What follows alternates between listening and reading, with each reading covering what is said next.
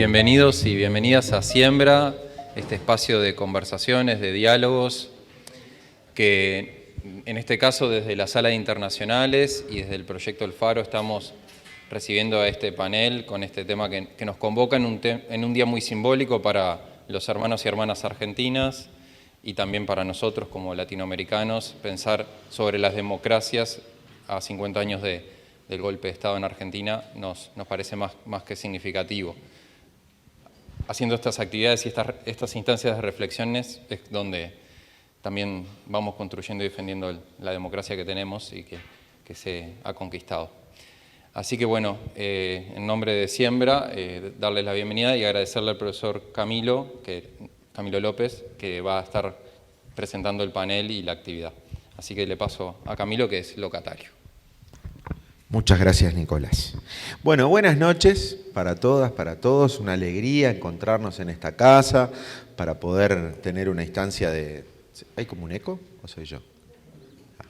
Tener esta instancia de encontrarnos, de intercambiar, de pensar colectivamente.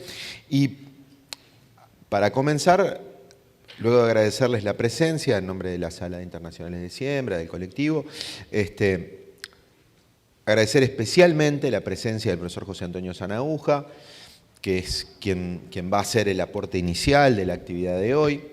La idea es que vamos a tener primero una presentación del profesor Sanahuja, luego unos comentarios de reacción que va a hacer la profesora Marcela Yenga, que también le agradecemos la presencia, y me toca articular un poco ese debate.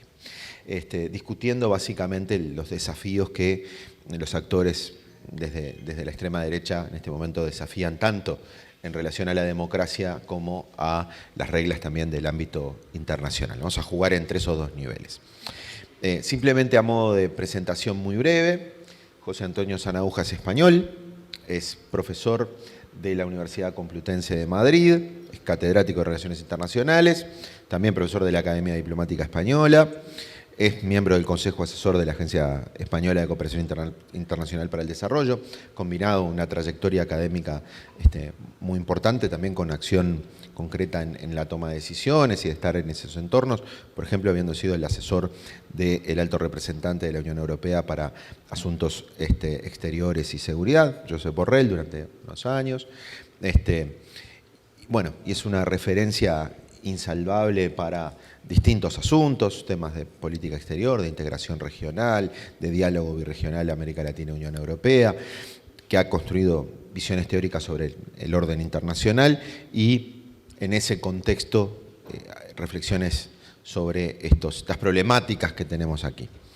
Y unidos por esa cuestión iberoamericana, Marcela Yenga, politóloga y doctora en Género y Políticas Públicas por una maestría, un doctorado interinstitucional de universidades españolas, hay algo ahí en común en esto, ¿no? del tiempo. Marcela es en Uruguay una de las personas de referencia para pensar y reflexionar los asuntos vinculados a las derechas, y muchos de sus trabajos han reflexionado, entre otras cosas, sobre cómo esas derechas atacan cuestiones vinculadas a la agenda de género, cómo trabajan en el ámbito de las redes sociales, y ha hecho aportes sustantivos en eso. Entonces nos parece que es un buen elemento de diálogo contar con este intercambio.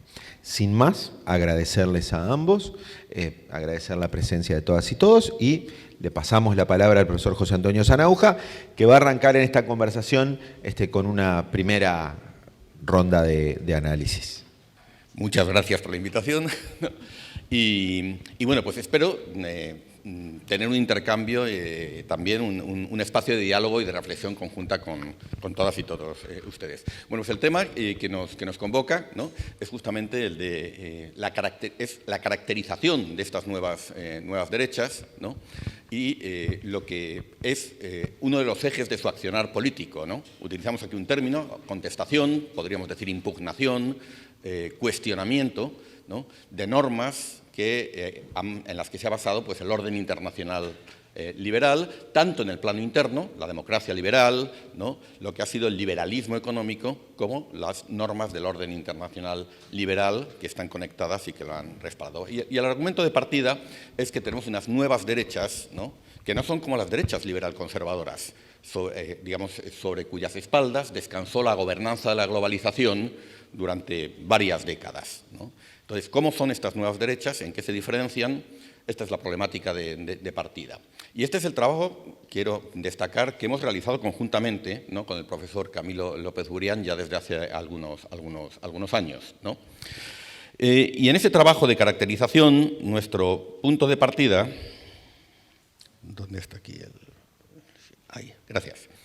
Nuestro punto de partida, y permítanme que lo lance como premisa, es que lo que hemos denominado la globalización neoliberal, ¿no?, ha sido una estructura histórica, hegemónica, que ha dominado el sistema internacional durante varias décadas, al menos desde la crisis del capitalismo de los años 70, se va afianzando en los años 80 y 90 y se acelera en los 2000, ¿no? Este proceso de globalización hegemónico, por ejemplo, es el que ha permitido el ascenso de China en la economía política internacional, ¿no? Lanzo aquí una afirmación que quizás sea polémica, y es que el ascenso de China no se produce en antagonismo con la hegemonía de la globalización, sino que lo hace acomodándose a esa estructura dominante que es la globalización, ¿no?, captando inversión, captando tecnología, en una primera instancia como receptor de esa tecnología y esas inversiones, en un segundo lugar por imitación, por aprendizaje por imitación, en un tercer estadio, ¿no?, ya en la fase, ¿no?, después de ese aprendizaje, pues de innovación propia. Pero no lo hace, insisto, antagonizando con la globalización, sino justamente dentro de las tendencias estructurales a la transnacionalización productiva, a la deslocalización productiva, ¿no?, de la globalización. Pues bien, esa estructura histórica que se empieza a generalizar, a establecer en los años 80, que tiene un correlato político a partir de la caída del muro de Berlín en 1989, a la que se incorporan los países del antiguo bloque del Este, ¿no?, estaría llegando a su fin. Y si se trata de ponerle un hito, ¿no?, a ese proceso, es un proceso también que es difícil reducir a un momento concreto, podríamos identificar la crisis de 2008. La crisis financiera de 2008 no es solamente una crisis financiera, sino que también demuestra las contradicciones, ¿no?, que la globalización estaría arrastrando. Sería, por utilizar una terminología más propia del marxismo, una crisis orgánica del capitalismo. Esto no quiere decir que la salida, ¿no?, sea no capitalista, sino que, en fin, ha habido otras crisis orgánicas. Permítame también, por utilizar el argumento de analogía, la crisis del 29, el crack del 29, la Gran Depresión fue una crisis orgánica del capitalismo, y el capitalismo se reinventó, pero lo hizo sobre nuevas bases, con otros pactos sociales, ¿no?, y a partir también de la generalización de una tecnología, el Fordismo, la producción de masas, que permitió el consumo de masas y los pactos sociales de posguerra. La globalización se sustenta también en otra tecnología, en otro modelo productivo, que es el postfordismo o que es el toyotismo, ¿no?, con la deslocalización productiva, la transnacionalización productiva, ¿no?, que permite al capitalismo, pues, tener también otro ciclo de vida, pues, de varias décadas, de 40, 30 a 50 años. Bien, 2008, entonces, por retomar el argumento, pone de manifiesto las contradicciones y el agotamiento de ese ciclo, el que hemos llamado globalización, y lo hace en 4 dimensiones sustantivas. Este es nuestro punto de partida para entender el ascenso de estas nuevas derechas. En primer lugar, las contradicciones, límites, agotamiento de la globalización como modelo económico.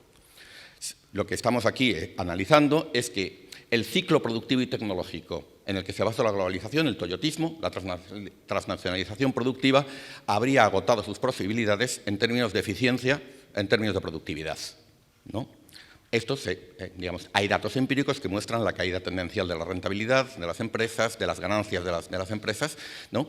Y, de hecho, la salida de esa crisis de competitividad, de productividad y de eficiencia del modelo de la globalización es el tránsito hacia otro modelo todavía no definido, basado en la robotización, la automatización, la digitalización y las plataformas digitales, que reorganizan la empresa y reorganizan la división internacional del trabajo en un proceso que apenas está despuntando, que todavía no ha concluido.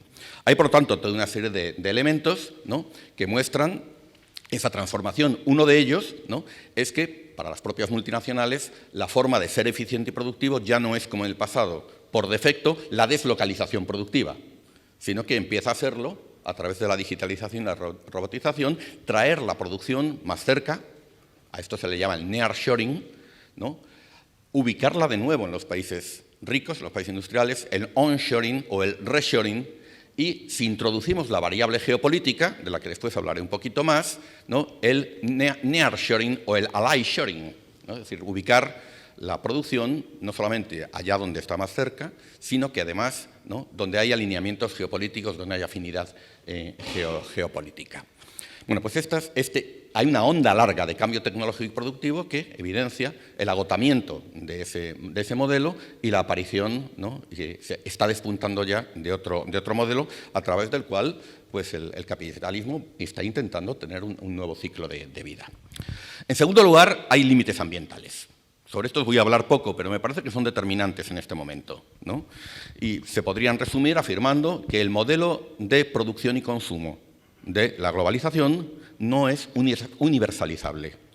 Es decir, el mundo, el planeta, tiene unos límites biofísicos y no aguanta 10.000 millones, 12.000 millones de personas con los niveles de consumo, con los niveles de producción de los países ricos, ¿no?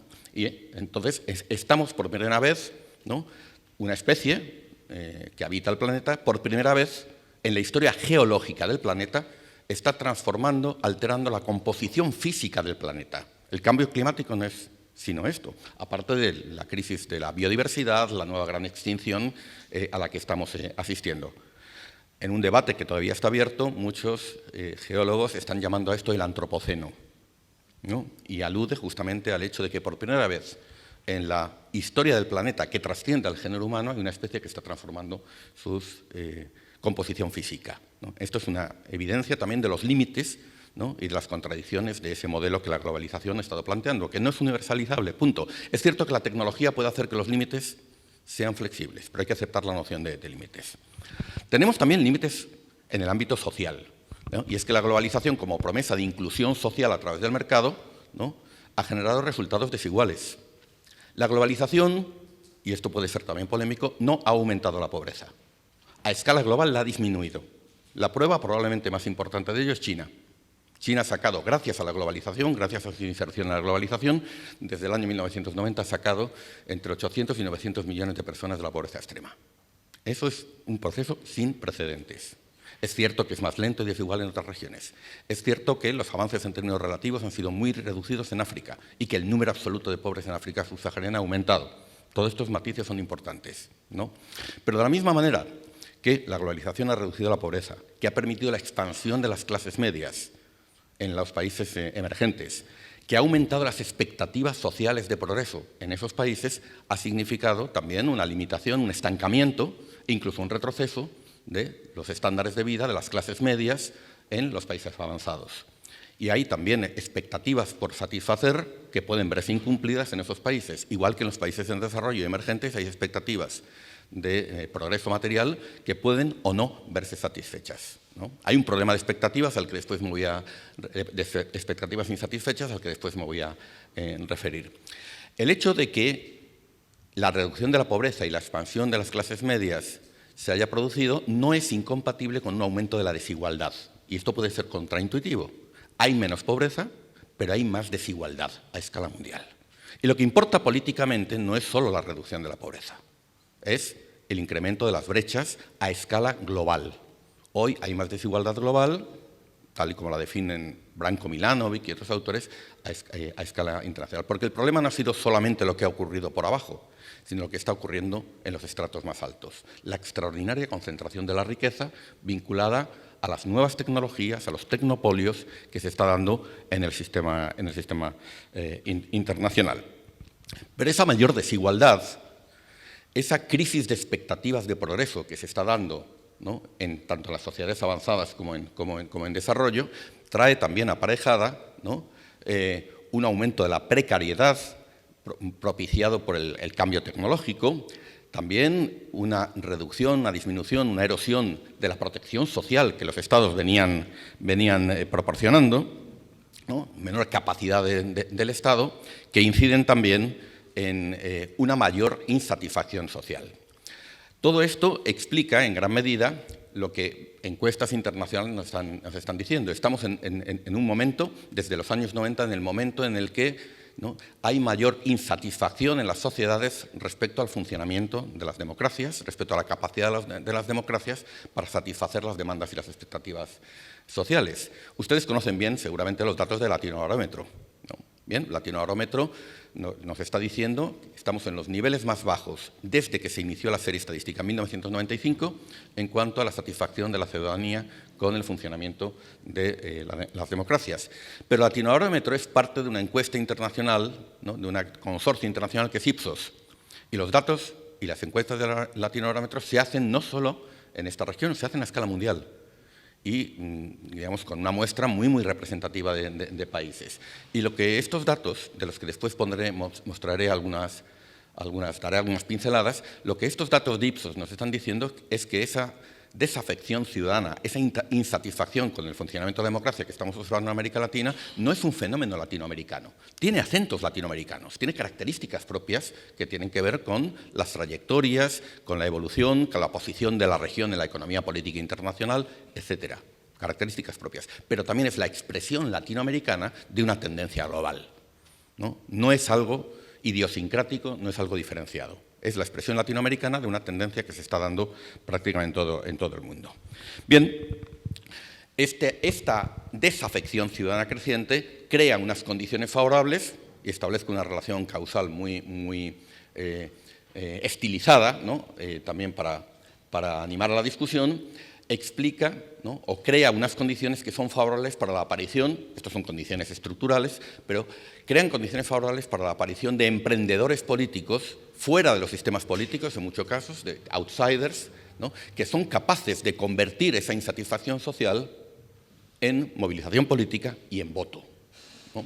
Entonces, digamos, hay una visible coincidencia entre esa desafección ciudadana, esa crisis de representación, ese cuestionamiento de las élites con la aparición de nuevas fuerzas políticas, con la quiebra, fragmentación de los sistemas de partidos tradicionales en muchos lugares. En muchos países los sistemas de partidos tradicionales hoy son irreconocibles, ¿no?, y están emergiendo nuevas fuerzas políticas. Esas condiciones podrían haber permitido la emergencia de fuerzas políticas progresistas, ¿no? Pero en realidad lo que estamos viendo, y eso es una cuestión que nos preocupa y nos ocupa, ¿no?, es que en realidad son las fuerzas de extrema derecha quienes están convirtiendo esa desafección ciudadana, ¿no?, en movilización electoral, en éxito electoral, en muchos lugares. De hecho, hay un ciclo global de ascenso de estas fuerzas, ¿no?, que, y voy a la cuarta dimensión, es una evidencia, una muestra de esos límites políticos de la globalización. La globalización, digamos, requiere de unas condiciones de gobernanza y estabilidad que ya no son posibles, ¿no? Las sociedades ya no aceptan ser gobernadas por las mismas élites del pasado, ¿no? Piden cambio, piden otras fuerzas, ¿no?, agentes de cambio. Estos están siendo suministrados desde el lado de la oferta política por las extremas derechas. Pero además la crisis de 2008 puso también de manifiesto otro hecho en términos de los límites políticos de la globalización, y es que, como ya ocurrió en el 29 con el capitalismo del laissez-faire, ¿no?, el capitalismo librado a los ajustes, al funcionamiento de las propias fuerzas del mercado, es inherentemente inestable y genera crisis sistémicas. Cuando el G20 se reúne por primera vez tras la crisis de 2008, en su primera declaración afirma de una manera contundente, ¿no?, que la crisis estaba motivada por carencias de regulación, ¿no? Y entonces eso también es una evidencia, ¿no?, de cómo una economía internacional altamente globalizada, transnacionalizada, financiarizada, fiada a las fuerzas del mercado, resultó finalmente ser ingobernable. Y seguimos teniendo carencias muy serias, ¿no?, de gobernanza que ilustran también esos límites de... Pues bien, gracias. Analizar esos elementos, esas causas estructurales y esos factores causales de estructura es quizás más fácil si nos fijamos en un ejemplo concreto, y es el que yo les quería sugerir para que pudieran verlo. Es el caso de Trump, quizás la cabeza más visible de estas nuevas derechas, ¿no? Y tanto en 2016 como en las elecciones que dan motivo a su segundo mandato, bueno, pues seguimos discutiendo, ¿no?, qué es lo que ocurrió, cómo es posible que un personaje de este tipo, ¿no?, apareciera, se impusiera sobre, las élites patricias del Partido Republicano, ¿no?, y pudiera imponerse incluso a través del uso de las redes sociales a los medios de comunicación tradicionales, ¿no?, que habían apostado claramente en su momento, en 2016, por Hillary Clinton como candidata al establishment, ¿no?, y finalmente, aunque no ganó en voto popular, ¿no?, sin embargo, sí se impuso finalmente a través del colegio de electores como presidente de los Estados Unidos. Y desde luego el fenómeno Trump es inexplicable, como otras ultraderechas, si no atendemos a esos factores estructurales. Al incremento de la desigualdad en los Estados Unidos, tienen a la izquierda de la presentación la evolución del índice de Gini, que mide la desigualdad, en un siglo. Pueden ver ahí el incremento de esa desigualdad durante el periodo de la Gran Depresión, en los años 30, como durante los años 40, con las políticas del New Deal, finales de los 30, principios de los 40, con las políticas del New Deal de Roosevelt, y hasta los años 70 esa desigualdad disminuye. Los datos, tanto en Estados Unidos como a escala global, muestran que el momento, en ese siglo, de menor desigualdad fue principios de los años 70. Y justamente tras la crisis de los 70, cuando se sale de la crisis de los 70 apostando por un nuevo modelo, que es el de la globalización, la desigualdad vuelve a incrementarse. Estados Unidos, en particular, sufre lo que se llama el shock China, ¿no?, el cierre de industrias, el cambio tecnológico, la deslocalización productiva, que es un factor importante para entender, ¿no?, ese estancamiento y incluso ese deterioro de los ingresos de las clases medias, medias bajas, de trabajadores especializados, de cuello blanco, de cuello azul, ¿no?, que crea las condiciones. Ese malestar es importante para entender el fenómeno Trump. Pero como dije antes, no hay que, en términos de causalidad, hay que evitar interpretaciones mecánicas. El hecho de que aumente la desigualdad no necesariamente significa, ¿no?, que vaya a haber un cambio de gobierno. Va a depender de cómo los agentes políticos jueguen sus cartas. Y Trump hizo una muy buena campaña electoral, ¿usted o no? ¿No? Supo manejar las redes, supo encontrar una retórica política distinta, un estilo diferente, y terminó imponiéndose cuando tenía muchos elementos del establishment en contra. Y finalmente terminó siendo presidente de los Estados Unidos. Con un estilo, y esto me parece muy importante, insurgente, ¿no? Nada menos que The Economist, una publicación nada sospechosa de heterodoxia, ¿no?, lo presentaba pues como un insurgente con un cóctel Molotov, ven aquí, para tratar de reflejar pues ese estilo, esa retórica, ese estilo rebelde, contestatario frente, ese estilo populista, ¿no?, erigiéndose como representante del estadounidense común, del homo qualunque, del ciudadano ordinario, frente a unas élites, ¿no?, que actuarían en favor de su propio interés, no del interés general, etcétera, etcétera. Ese meme que aparece ahí lo utilizo también en ocasiones en el ámbito universitario, y es que muchas veces desde la izquierda tendemos a buscar explicaciones muy estructurales a los acontecimientos, ¿no?, el capitalismo internacional, etcétera. Está bien, es muy importante, la desigualdad está ahí, pero los factores de agencia humana importan. Una buena campaña electoral es una buena campaña electoral. Y eso hay que reconocerlo cuando lo hacen nuestros oponentes. Y de hecho estas fuerzas de extrema derecha, ¿no?, han sabido encontrar la retórica política, los mensajes, han sabido capitalizar el descontento de una forma, ¿no?, que las fuerzas progresistas hasta ahora no han logrado hacerlo. Y bueno, Trump representa un estilo de gobierno, o sea, y de accionar político que encontramos, ¿no?, en otras muchas expresiones. Por supuesto, con los acentos nacionales diferenciados de cada tradición política. Es que no logro ver cuál es. Vale.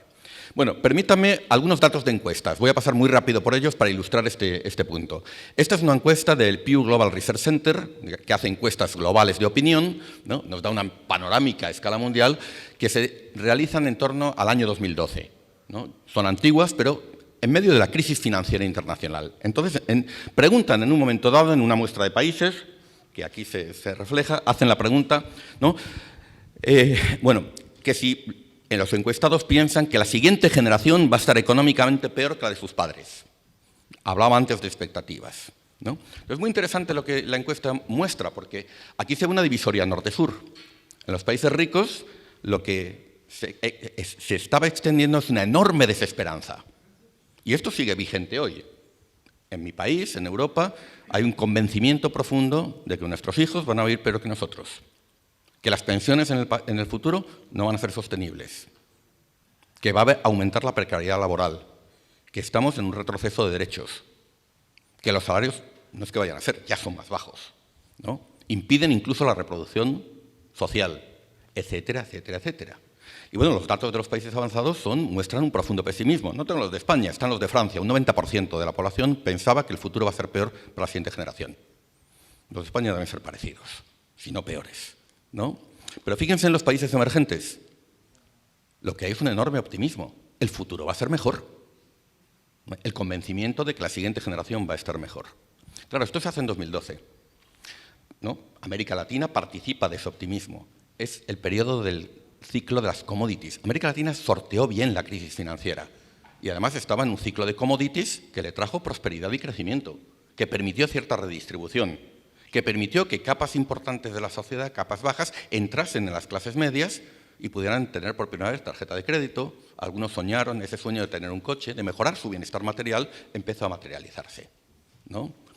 Entonces, claro, el problema es, en unas sociedades, cuando esas expectativas se sabe que no se van a cumplir, pero ¿qué ocurre cuando en los países emergentes las expectativas que se han anunciado y prometido se frenan y no se materializan, ¿no?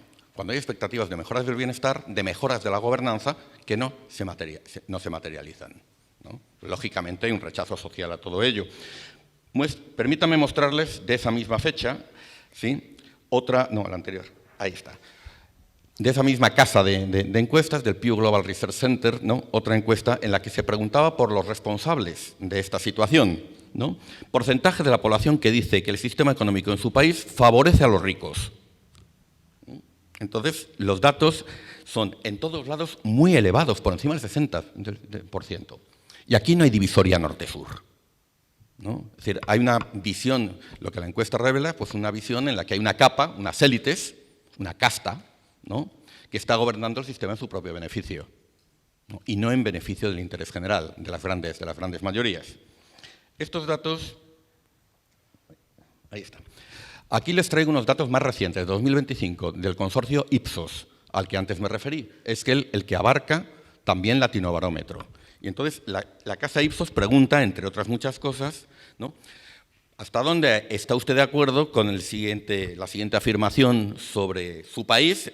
Hoy, la sociedad está rota, está partida, ¿no? No tiene cohesión social, está dividida por líneas socioeconómicas. Bueno, de los 31 países, de la muestra de 31 países seleccionados, ¿no? Estaban de acuerdo con esa afirmación el 56%, ¿no? Un 18% en desacuerdo y un 23% ni de acuerdo ni en desacuerdo. Pero lo que encontramos en el listado es un conjunto de países, permítanme subrayar los que están en la línea superior, en los que se combinan países avanzados y países en desarrollo: Alemania, Sudáfrica, Hungría, Brasil, Turquía, Suecia, Tailandia, Estados Unidos, Reino Unido, Francia, Países Bajos, Argentina, Perú, Colombia, Nueva Zelanda, etcétera. No me extiendo más. Todos ellos por encima del promedio, ¿no? Con el convencimiento mayoritario en las sociedades de que las sociedades están rotas, ¿no? Están quebradas en términos de la cohesión y del sentido de pertenencia a una comunidad. Esta otra pregunta también es encuesta del 2026. La economía de mi país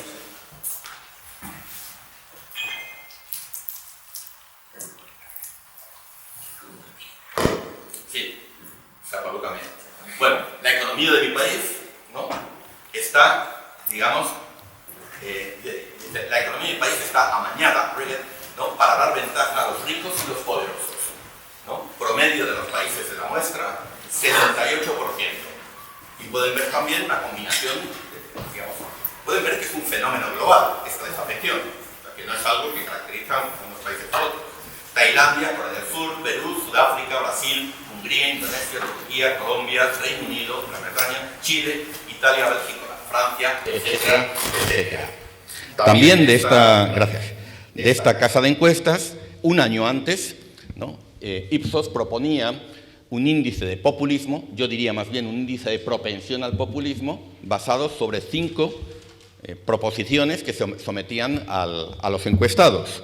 La principal brecha en nuestra sociedad es entre los ciudadanos comunes y la élite económica y política. ¿Está usted de acuerdo con esto? ¿De 1 a 5, sí o no? Las élites económicas y políticas no se preocupan por las personas trabajadoras. Los políticos siempre terminan encontrando maneras de proteger sus privilegios. Los políticos deberían poder decir lo que piensan independientemente de lo que los demás piensen de sus opiniones. Corrección política, etcétera, etcétera. Y finalmente, los problemas políticos más importantes en el país deberían resolverlos directamente las personas a través de referéndum y no mediante los funcionarios electos, ¿no? En fin, esta lógica plebiscitaria que caracteriza al populismo. Pues bien, combinando todas estas proposiciones, se elabora un índice, ¿no?, en el cual el promedio global, ¿no?, es de 2,94 sobre 5, casi 3, y nos encontramos con Chile, Hungría, Colombia, Perú, Rusia, Brasil, Sudáfrica, etcétera, ¿no?, muy por encima del promedio y por encima del valor 3, ¿no? No hace falta, a la luz de estos datos, estos son datos de encuestas, pero hay quien ha sabido captar, ¿no?, esa percepción social más allá de las encuestas, antes de las encuestas o aparte de las encuestas, ¿no? Y eso quizás ayuda a entender, ¿no?, el éxito, ¿no?, que las formas de hacer política en clave populista de estas extremas derechas están teniendo, ¿no? Encuentran un terreno abonado que las encuestas nos están revelando, ¿no? Bueno, en síntesis, ¿no?, para concluir con esta parte, la crisis de la globalización, ¿no?, hace aparecer, en primer lugar, unos factores estructurales que alimentan la aparición de estas ultraderechas, ¿no? Segmentos importantes de la sociedad que son perdedores de la globalización o se sienten como perdedores, se perciben como perdedores de la globalización, ¿no?, sea porque sus industrias cerraron, porque su puesto de trabajo se ve amenazado por los migrantes, sea porque, en el caso de América Latina, porque el ciclo económico de las commodities se terminó y con ello las opciones de empleo que se derivaron de él ya no están presentes. Hay una discusión en la academia sobre cuál es el grado al que, digamos, hasta qué punto son factores explicativos esos elementos socioeconómicos, pero también cómo operan los factores socioculturales. Por ejemplo, esa percepción, ¿no?, de pérdida en términos de empleo respecto a la migración se puede combinar con una percepción, ¿no?, de amenaza en términos socioculturales que tiene que ver con la migración, ¿no? O el hecho, por ejemplo, de que la figura tradicional del perceptor de ingresos de la familia, el hombre, ya no tenga ese papel y la emergencia de las mujeres como sujetos sociales, como actores laborales, ¿no?, pone en cuestión el rol tradicional de los hombres. Factor sociocultural vinculado a los factores socioeconómicos. Y es una discusión, digamos, no voy a entrar en el detalle, pero que está vigente. Algunos autores han señalado que son ambos conjuntos de factores, los socioculturales y los socioeconómicos, los que explican ese malestar social, ¿no? Y está ahí. Factores de agencia. La aparición de estos emprendedores políticos con ofertas políticas que han tenido la capacidad de movilizar el descontento social, en muchos casos al margen de los partidos establecidos, al margen del establishment o viniendo del establishment que logran presentarse, ¿no?, como representantes del ciudadano común, ¿no?, de los buenos ciudadanos que se ven, pues, amenazados por intereses de las élites, en muchos casos ligados a intereses foráneos. Lo que estos actores han logrado, ¿no?, es politizar y contestar las normas, los consensos establecidos, los discursos de progreso material, los pactos sociales en los que se había basado el orden vigente. Y estos factores de estructura, combinados con los factores de agencia, son los que explican, en parte, las condiciones para el ascenso de estas ultraderechas. Cuestión importante, ¿es un fenómeno pasajero? ¿Tiene que ver con los líderes? ¿O hay mar de fondo en cuanto a los factores socioeconómicos y el desplazamiento hacia posiciones más a la derecha del electorado? Pues este es otro debate importante. Tiene que ver, por ejemplo, con la posición que adoptamos respecto a la administración Trump, incluso en política exterior. Trump es un fenómeno pasajero y es mejor capear el temporal, ¿no? En fin, ceder a lo que nos pide, a ver si las próximas elecciones nos traen en Estados Unidos a alguien con el que podamos entendernos mejor.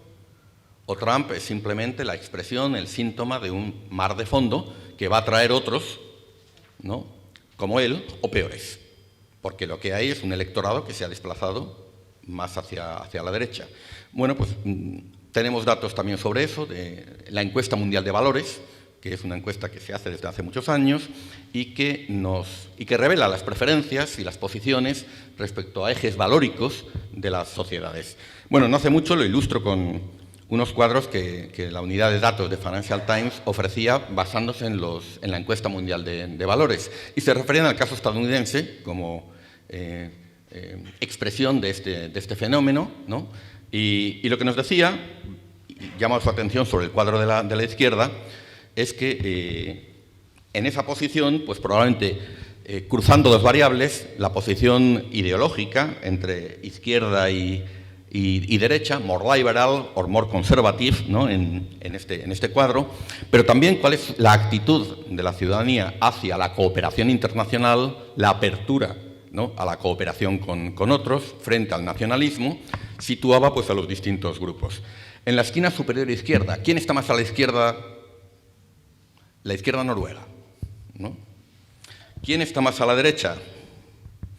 El promedio del ciudadano ruso. Es el más conservador y el menos favorable a la cooperación internacional, el más nacionalista, ¿no? ¿Dónde está el electorado del movimiento MAGA en este momento?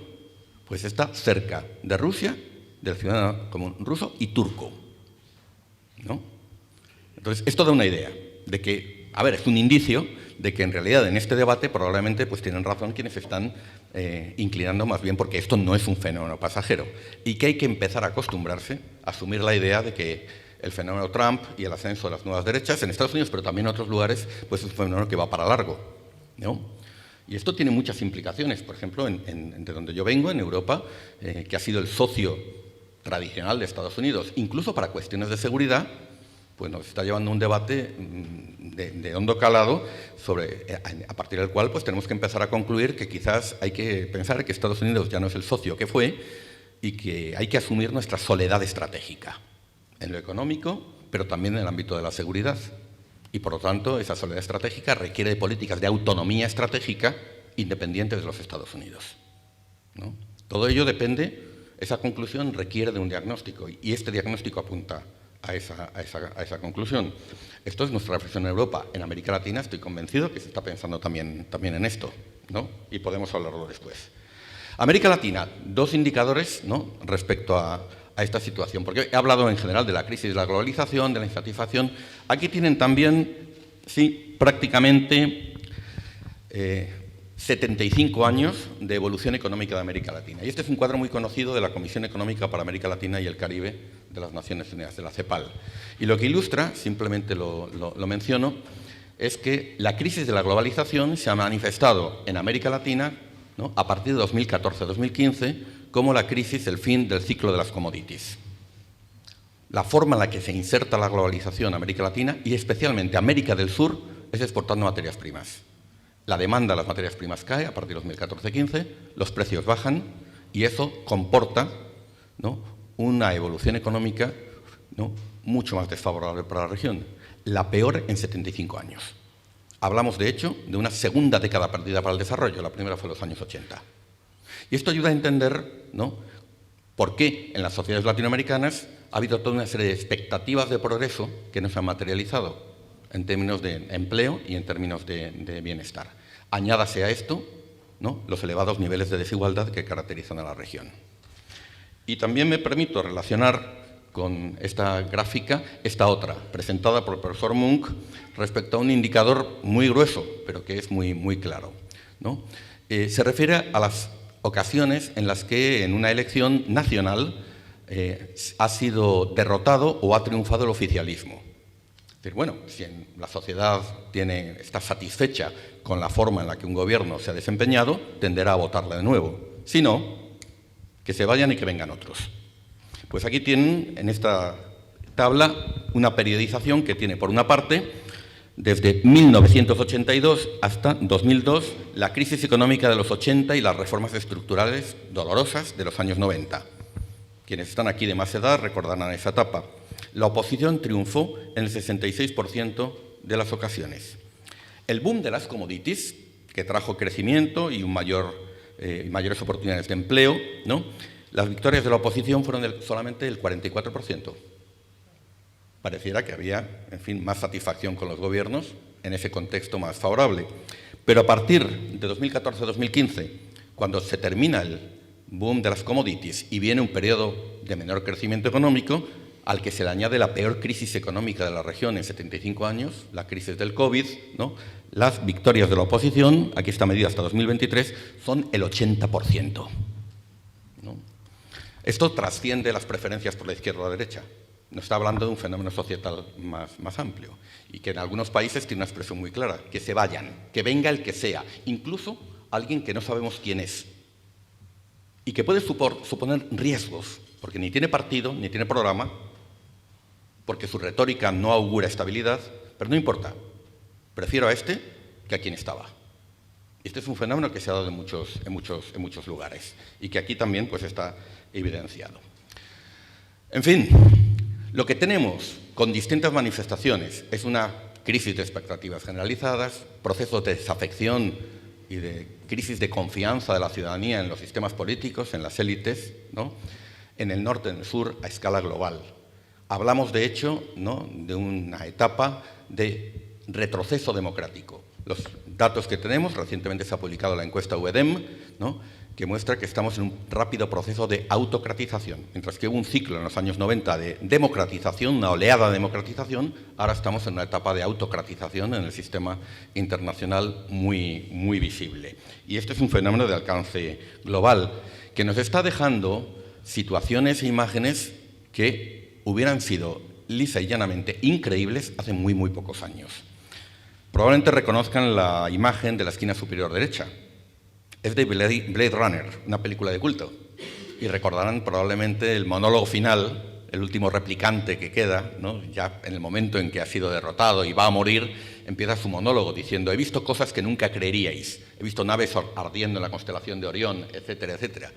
Pues yo creo que a nuestra generación nos está tocando ver cosas que nunca hubiéramos creído, ¿no? Como por ejemplo el asalto al Capitolio por una turba ultra azuzada por el presidente saliente en el marco de una intentona golpista, de una trama golpista, porque esto fue lo que se juzgó y condenó, después se indultó, ¿no?, en los procesos judiciales que tuvieron lugar en Estados Unidos con motivo de los acontecimientos de ese momento. Y hemos visto incluso el remake, prueba de la circulación de las ideas, en una trama golpista muy similar, basada en el no reconocimiento de unas elecciones y el intento de generar desorden y propiciar una intervención militar, afortunadamente frustrada, en Brasil, con un asalto, ¿no?, que parece pues un remake, ¿no?, del guión, del libreto que habíamos visto en los Estados Unidos. Incluso con, a ver, para ser justos, no son las dos ocasiones, el personaje con cuernos brasileiro no es de esta manifestación, es de otra, pero bueno, es un indicador también de la circulación de ideas, ¿no?, y del repertorio de acciones y de narrativas y discursos que circula entre estas extremas derechas. Voy terminando. En el análisis, con todo lo dicho, en el análisis que estamos haciendo con el profesor López Burián, y vuelvo al intento de caracterizar estas nuevas derechas. Finalmente, lo que hemos tratado de hacer respecto a otras categorizaciones, la definición de derecha radical populista de Casmude u otros autores, hemos tratado de cruzar dos clivajes o líneas divisorias, ¿no? El clivaje o divisoria izquierda-derecha, que nos sigue pareciendo fundamental para entender la política y cartografiar la política contemporánea, ¿no?, en términos de conflicto de valores, en términos de conflictos distributivos. Y por otra parte, hemos incluido un eje que ya apuntaba los datos de la Encuesta Mundial de Valores respecto a la apertura o no a la globalización, la aceptación o no de la globalización, ¿no?, entre cosmopolitas y nacionalistas, favorables a la globalización, contrarios a la globalización, entre visiones abiertas y cerradas, entre soberanistas y cooperativos en términos internacionales. Y a partir de estos dos clivajes trazamos o proponemos 4 agrupamientos, ¿no?, de fuerzas políticas. En primer lugar, los que llamamos los progresistas cosmopolitas. No rechazan la globalización, lo que quieren es reformarla. Y que esta globalización globalice los derechos laborales, las normas ambientales, los derechos humanos, que refuerce la gobernanza y el control social de la globalización. Esto lo representaría muy bien el movimiento altermundialista, y a esto lo llamamos Porto Alegre, por el Foro Social Mundial, ¿no?, en fin, que impulsó el primer Lula en su momento, y en el que todavía podemos encontrar a segmentos de la socialdemocracia, incluso en algunos aspectos Podemos, fuerzas También incluso en el Partido Demócrata, aquella candidata magnífica, qué pena que no salió a las primarias, que fue Elizabeth Warren, con ese programa de control de los tecnopolios digitales, ¿no? O más recientemente, en algunos aspectos, los verdes alemanes, ¿no? Serían exponentes de estas fuerzas, ¿no? Algunas de las fuerzas de los gobiernos en países del sur global, como es el caso, aparte de Lula, de Cyril Ramaphosa y el Congreso Nacional Africano, en Sudáfrica, etc. Hay un segundo conjunto de fuerzas contrarias a la globalización, en lógica soberanista, ¿no? Pero son progresistas, con una agenda social, política claramente identificable de izquierdas. Esto fue el ALBA, ¿no? El eje, digamos, Caracas-Atenas por Syriza, en el caso de la Unión Europea, el efímero intento de Syriza de reafirmar la soberanía griega frente al euro y frente a las instituciones europeas, incluso proponiendo un referéndum. Fue abortado desde Bruselas, ¿no? Como recordarán. Pero hemos tenido recientemente una manifestación de ese fenómeno en Alemania con esta escisión de Die Linke, que ha sido la Liga Sarah-Wagenknecht. Políticas claramente de izquierda, políticas de bienestar de izquierda, pero rechazo a la inmigración para los alemanes. Inmigración fuera, ¿no? Y desde luego en posiciones geopolíticas, por ejemplo, favorable a Rusia, y volver a entenderse con Rusia para tener gas barato y de esta manera poder relanzar el crecimiento económico y el empleo en Alemania. Sarah-Wagenknecht, la Liga Sarah-Wagenknecht, no obtuvo representación parlamentaria, ¿no? Pero representa un segmento y es de esta izquierda. Termino. No, que estuvo cerca. Sí, estuvo cerca. Tenemos después las derechas conservadoras, liberal-conservadoras tradicionales, ¿no? en cuyas espaldas ha recaído en gran medida la gobernanza de la globalización durante décadas y que representa con mucha claridad el Foro Económico Mundial de Davos. Son favorables a la globalización económica, son representantes, exponentes de la ideología neoliberal, admiten o afirman la compatibilidad de la democracia liberal con el mercado. Sabemos que tienen algunas contradicciones, ¿no? No se puede afirmar la democracia real con su contenido económico y social cuando privas a los estados de los instrumentos para materializarla en nombre de la globalización neoliberal. Están en retroceso, claramente. Incluso algunos exponentes de las nuevas derechas, Milei va a Davos a explicarles a estas derechas liberales conservadores que sus políticas conducen al socialismo y la pobreza, ¿no? y que hay que romper la vinculación entre democracia y libertad económica. Y finalmente, y ven que es el más poblado, es el más dinámico, lamentablemente hay que decir esto, tenemos un cuarto grupo, que es lo que llamamos, ¿no? lo que denominamos las derechas neopatriotas, ultraderechas neopatriotas, antiglobalistas, ¿no? en las que se cruzan esas posiciones de derecha, por una parte, y por otra parte, el rechazo a la globalización neoliberal, porque rechazan la globalización neoliberal, ¿no? Y son nacionalistas en lo económico, rechazan esa globalización en nombre de la libertad y la soberanía de las naciones y los individuos y cuestionan las normas internacionales, incluyendo las normas de libre comercio. En este momento, quien está disolviendo las normas de libre comercio a escala internacional es fundamentalmente Trump, que está destruyendo conscientemente la Organización Mundial de Comercio y sus reglas fundamentales, como el principio de no discriminación, ¿no? Lo ha hecho con el anuncio de los aranceles recíprocos del Liberation Day, ¿no? de abril del año 2025. Tienen aquí toda una serie de muestras en las que además hay exponentes tanto del norte como del sur, poniendo de nuevo de manifiesto que se trata de un fenómeno global. Está el hombre de la motosierra, desde luego está el caso de Narendra Modi, ¿no? que es un caso muy interesante, el movimiento nacionalista hindú, del Hindutva, un cartel electoral que lo ilustra de la campaña que le dio la presidencia en el último periodo. I am a patriot, I am a nationalist, I am born Hindu. Soy un patriota, soy nacionalista, nací hindú. Y que están redefiniendo la identidad y la ciudadanía de la India en clave hinduista, en clave etnonacionalista contra la minoría musulmana. Una minoría musulmana que tiene cerca de 200 millones de habitantes en la India. Estamos hablando de esas escalas. En fin, y otros muchos exponentes de los cuales reconocerán algunos de la región.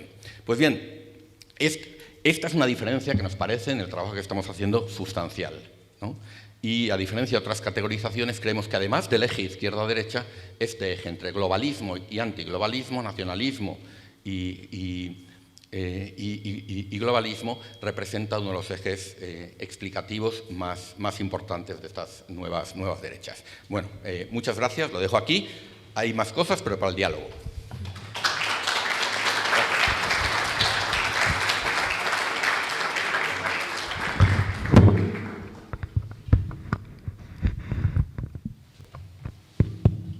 Funciona, ¿no? Funciona. Adelante. Perfecto. Bueno, muchas gracias. Bueno, arranco por agradecer en realidad la invitación que me hicieron a estar acá. Bueno, muchas gracias a Camilo y a José Antonio y también a la gente de Siembra, a Nicolás y a Lucía. Y me guioné bastante lo que voy a decir para no irme de tiempo y que Camilo no me tenga que decir que redondee.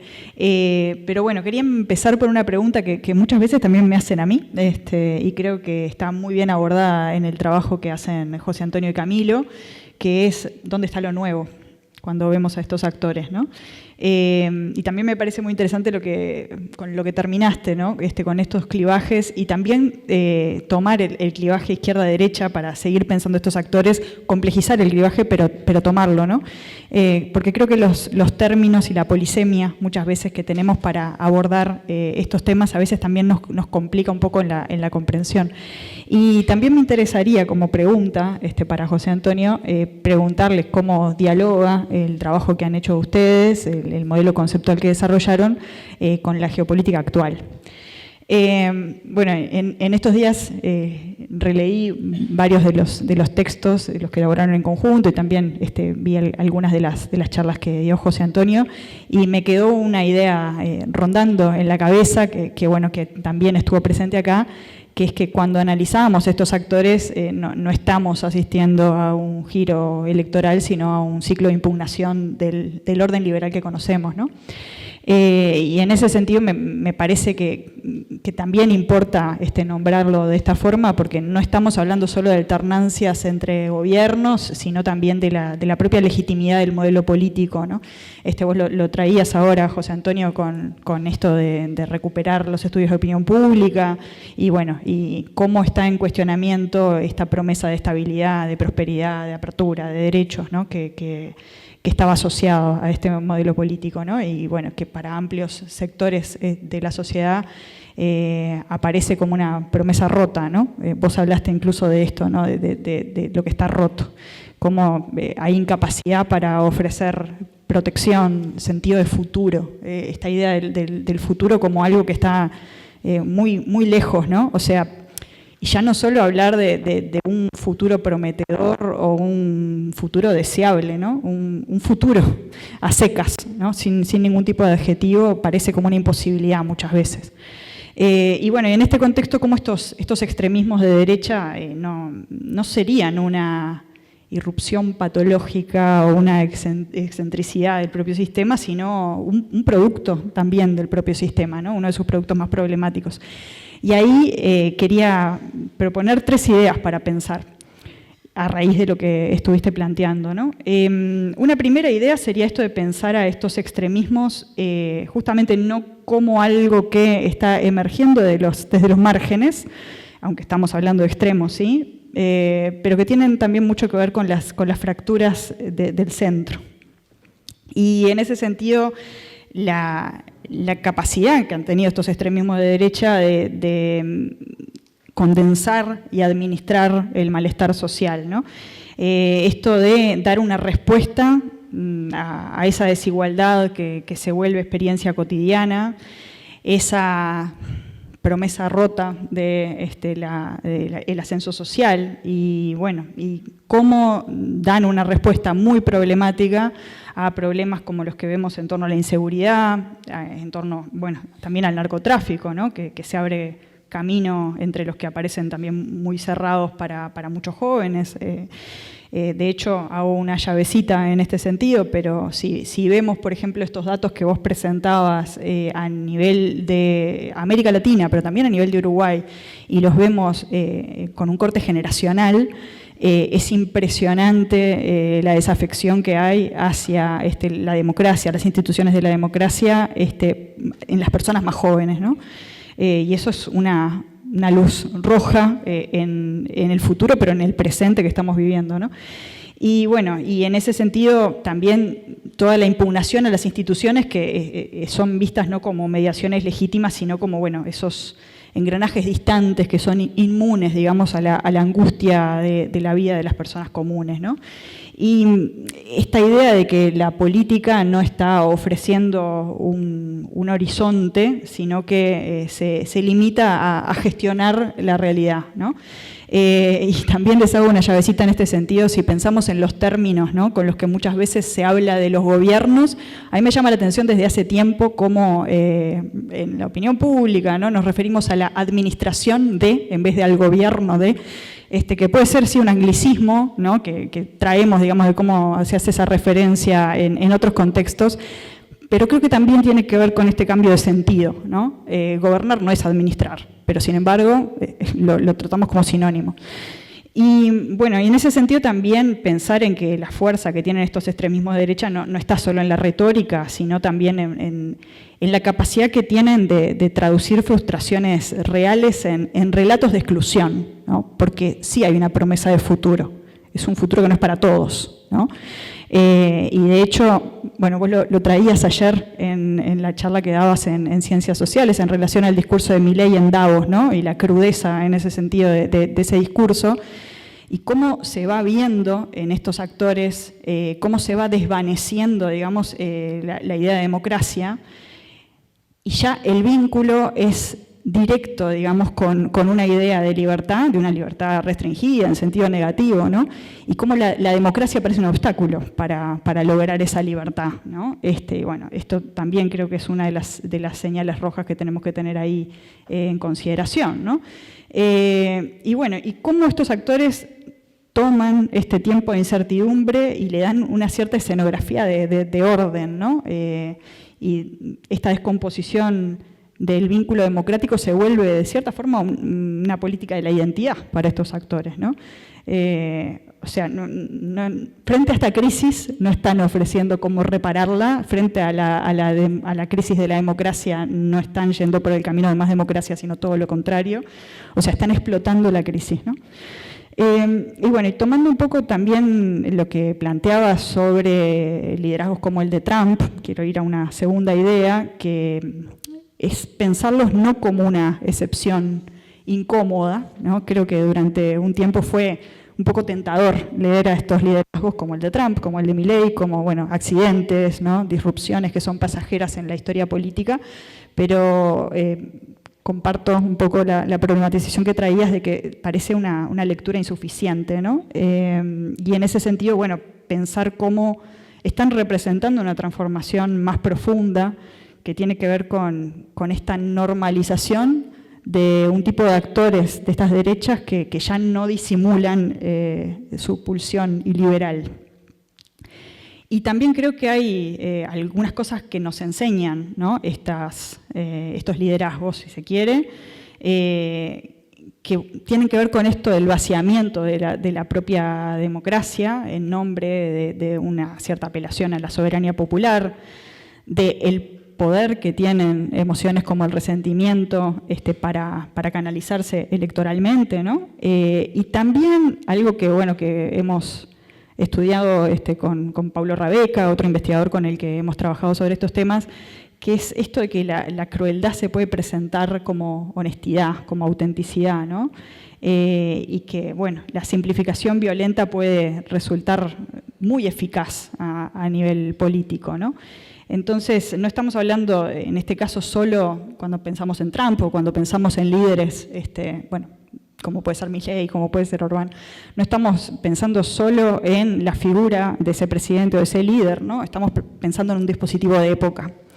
Y en ese sentido me parece que es muy importante para la discusión global porque obviamente no se limita solo a sus contextos. Vos hablabas de expresiones que son locales o nacionales, pero que hay determinados elementos que son globales, ¿no? También eso lo hemos analizado, los libretos globales, y bueno, y en ese sentido, a nivel global, ¿no?, cómo este trumpismo radicalizado altera alianzas, debilita marcos multilaterales, erosiona las reglas compartidas y sustituye la lógica de cooperación por una de coerción. De hecho, también lo mencionabas ayer, las diferentes formas de vasallaje que se puede llegar a tener en un orden de estas características, ¿no? Entonces, y pensando también un poco en el enfoque más de los interregnos, quizás no estamos frente a la inauguración de un mundo nuevo, pero pero sí a la aceleración de la descomposición del que conocemos, ¿no? Y voy con una tercera idea, como estoy de tiempo. Bueno, una tercera idea tiene que ver con esto de que cuando pensamos en estas discusiones desde América Latina, quizás no solo tenemos que pensarlo desde la geopolítica, sino también desde la calidad de nuestra propia democracia. Y en ese sentido, les invito también a la reflexión de pensar lo que sucede en América Latina, no solo como objeto de disputa entre grandes actores globales, sino, bueno, también en relación a los procesos que ocurren adentro, ¿no? Y bueno, y en ese sentido, pensar lo que pasa con estos problemas a la interna de nuestros países, ¿no? Y de nuestro país. Esto de qué ocurre con este desgaste de la representación, con esta desconfianza en las instituciones, con la persistencia de esta fragilidad de determinados pactos sociales, de la dificultad de pensar en lo colectivo, ¿no? Y bueno, en definitiva, lo que identificaba José Antonio como este malestar profundo de las democracias, bueno, qué pasa a nivel de nuestras realidades en ese sentido. Estos malestares no garantizan el triunfo de los extremismos de derecha, pero sí son un terreno fértil para que crezcan, ¿no? Y bueno, y en ese sentido, pensar que donde las democracias no logran generar seguridad, bienestar, reconocimiento, bueno, aparecen estas tentaciones autoritarias, ¿no? Y bueno, también donde la política pierde credibilidad, gana espacio lo punitivo, donde el Estado no logra hacerse presente de forma eficaz y legítima, también crece la seducción, digamos, de estos liderazgos como los que estamos viendo, que José Antonio definía como los outsiders del sistema, que también son outsiders del sistema político, pero no del sistema mediático muchas veces, ¿no? Entonces, bueno, me parece que es importante para tenerlo en cuenta y en ese sentido la respuesta no debería ser solo defensiva, o sea, no deberíamos solo pensar en el valor de la democracia como algo abstracto, sino empezar también a pensarla desde su espesor más material, ¿no? Y bueno, y hacerla también creíble en la experiencia cotidiana. Entonces, volver a ligarla con protección, con igualdad, con eficacia pública, con horizonte de futuro. Entonces, quizás, bueno, tengo algunas cosas más para decir, pero quizás me quedo por acá. Me parece que si tuviera que condensar, bueno, estas ideas capaz que en una sola, retomaría esto de que los extremismos crecen donde la democracia languidece, ¿no? Pero son una respuesta hacia esa crisis que la profundiza y que no implica más democracia, sino todo lo contrario. Bueno, muchas gracias por esta charla y mi intención en realidad es abrir la discusión y tirar más temas para que podamos seguir esta conversación, que creo que acá además en espacios así, en espacios de diálogo, es que empiezan a crecer otras cosas también, ¿no? Creo que hoy es un ejercicio muy radical el de generar un espacio de encuentro y un espacio de conversación genuina, ¿no? O sea, tenemos muchos espacios donde hay mucho ruido y pocos espacios donde hay conversación. Bueno, gracias.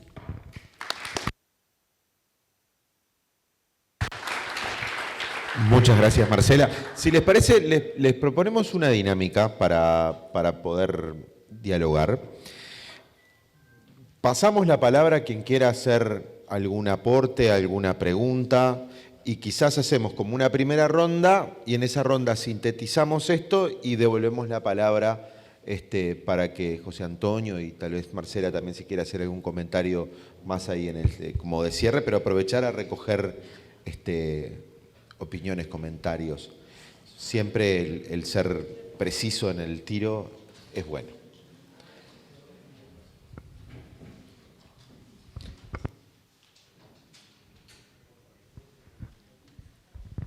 ¿Qué? Okay. Buenas tardes, me tocó romper el hielo. Nuevamente le voy a preguntar al doctor Sanahuja. Ayer nos encontramos en la actividad de las Facultades Sociales. He estado siguiendo un poco la ruta desde que visitó Montevideo porque no quería perder ninguno de sus valiosos aportes. Me llamo Lara Sorozábal, soy estudiante de Relaciones Internacionales en la UDELAR. Quisiera hacer una pregunta concretamente que surgió a partir de la reflexión de aportes de hoy y de ayer y de hoy de mañana, sobre todo a partir de lo que conversamos hoy sobre interregno y la contextualización de la coyuntura internacional, valga la redundancia, actual. Y hemos hablado de todos los desafíos que presenta el orden internacional actual y la insurgencia de este nuevo actor político, pero mi duda concreta es, con todos los desafíos que esto trae, como desafíos propiamente intermésticos, tanto por su carácter como por los impactos que tiene, ¿cuál es el espacio internacional, por esa dimensión internacional que tienen, en el que pueden darse solución? Porque hablamos un poco hoy de la reconstrucción del pacto social que se ha roto, y sin embargo no de un camino hacia la solución en el plano internacional. Y me pregunto verdaderamente esto frente a la crisis del multilateralismo que hay, la crisis de la cooperación internacional, si hay que repensar nuevas formas de esto, si la alternativa o la salida es en forma de región, en clave universal, como lo fue la salida al interregno análogo del siglo XX y su guerra posterior. Bueno, es esa mi duda en concreto. Muchas gracias y paso la palabra y animo a que también hablen.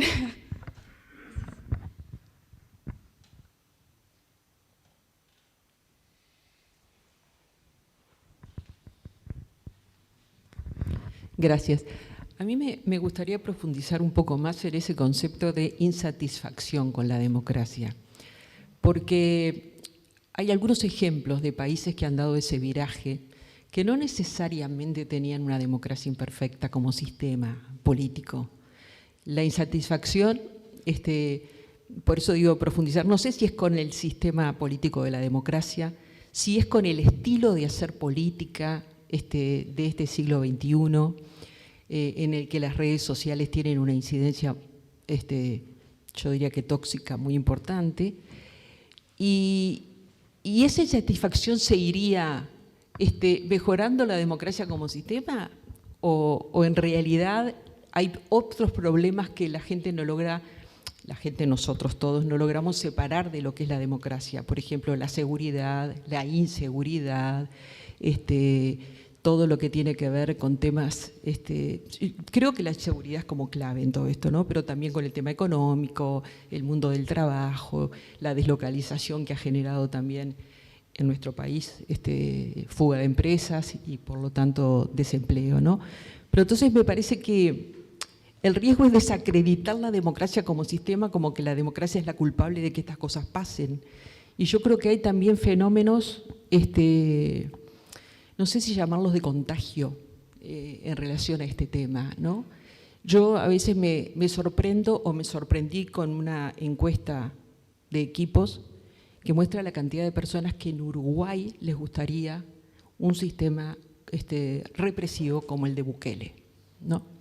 Entonces yo digo, ¿por qué es eso? ¿Es porque la democracia es imperfecta? No, es porque ahí hay una promesa para algunas personas de que no van a tener miedo a que los roben, de que van a poder andar por la calle sin problema, todo eso, ¿no? Entonces realmente me preocupa esto que digo, la desjerarquización de la democracia, cuando creo que atrás de esto hay un fenómeno global de embestida de la derecha con una serie de promesas muy vendibles para la gente. Y porque, esto creo que ya lo he dicho acá en un evento, yo creo que es mucho más fácil ser de derecha que ser de izquierda, ¿no? O sea, ser de izquierda implica hoy una cantidad de compromisos. Ser de izquierda implica compromiso con el medio ambiente, compromiso con el feminismo, compromiso con los derechos, la nueva agenda de derechos, compromiso con los trabajadores, compromiso con los sindicatos. Ser de derecha es tan simple, por lo menos a mi juicio. Perdón.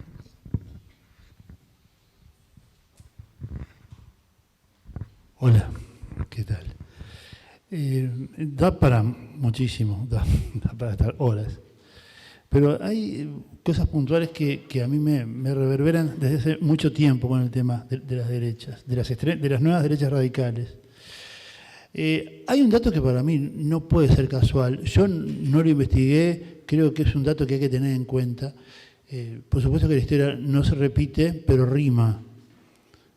Vos, en un libro estupendo, El Capital en el siglo XX de Piketty, hay una encuesta que a mí me dejó asombrado. En 1920, cuando se da el ascenso de los fascismos, teníamos el mismo nivel de desigualdad que ahora, cuando se da el ascenso de las nuevas derechas radicales.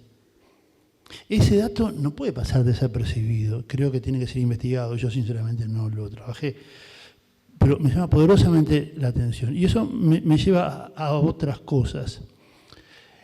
Vos en los 20, acá había una gran historiadora italiana que sufrió el fascismo y vino para acá, que se llama Luce Fabri, que decía, el fascismo es una contrarrevolución preventiva. Es cierto, una de las cosas que fue el fascismo fue eso, una contrarrevolución preventiva.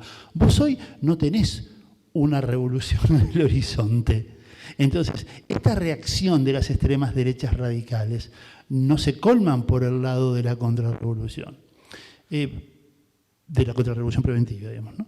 Pippa Norris, en uno de los primeros trabajos sobre las nuevas derechas radicales, que es del 2001, que se llama Las nuevas derechas radicales europeas, tiró un tema que quedó en la bruma y que para mí es central, que es el nivel de aquiescencia entre el centro-izquierda y el centro-derecha, que hacía que los sistemas políticos se diferenciaran por los extremos.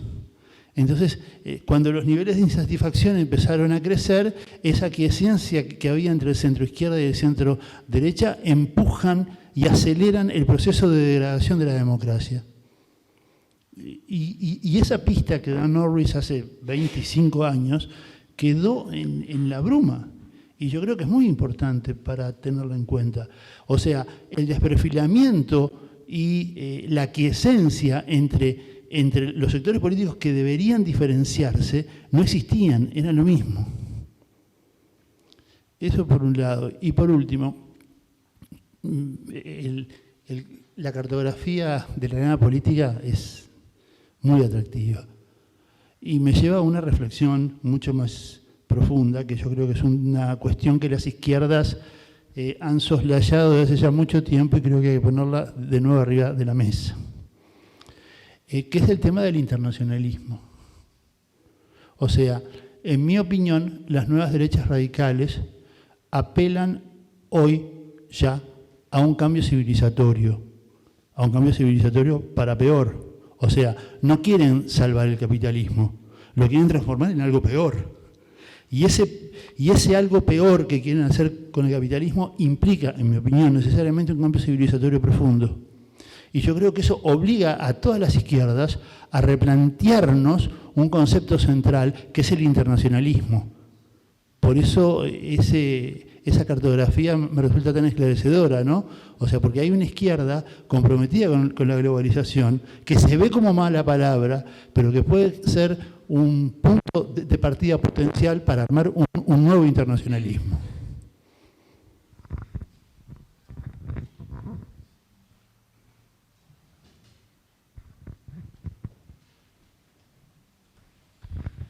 Buenas, bueno, muchas gracias, felicitaciones, mi nombre es Leonardo. Y me gustó mucho hacer la pregunta que también levantaba, creo que Blanca, ¿qué hay de nuevo? ¿Qué hay de nuevo, viejo?, decía Bugs Bunny, ¿no? Me pregunto cómo incorporar en esta... Primero me pregunto, ¿son nuevas derechas o son las derechas de siempre? Lo que pasa es que ahora son un poco más y están envalentonadas. No sé. La segunda pregunta es si estamos en un contexto en el que hay signos de la caída del imperio y la emergencia de otro. El detalle es que el último imperio del que yo tengo idea, por lo que leí en historia, demoró en caer más o menos 100 años. ¿No?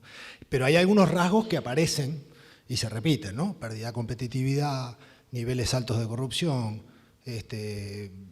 sobre todo algunos aspectos económicos que tú muy bien reseñabas algunos. Entonces, esas relaciones o esa coyuntura estructural es lo nuevo, entonces el descontento tiene sentido.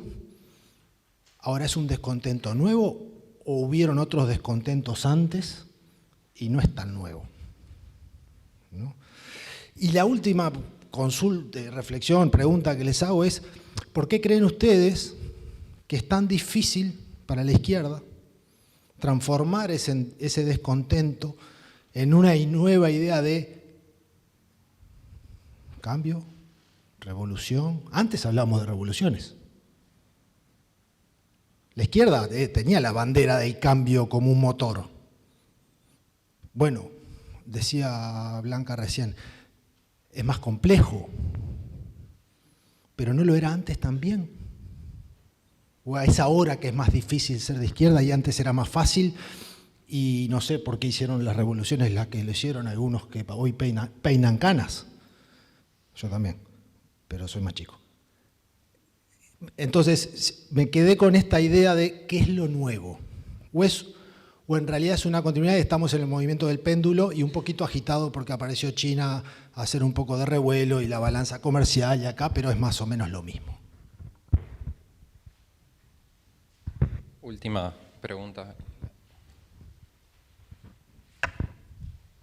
Bueno, también soy estudiante de la UDELAR y tuve la charla, también pude asistir a la charla de la mañana.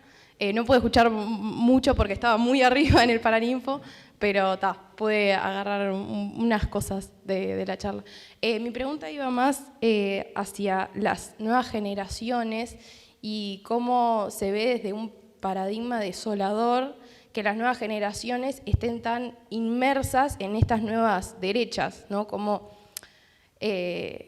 se han involucrado tanto y mi pregunta vendría a ser más, ¿cuál sería la solución para que no sean llamadas por estas nuevas derechas y que la izquierda empiece a tomar un cierto partido, una cierta acción para que sean involucradas más hacia la izquierda?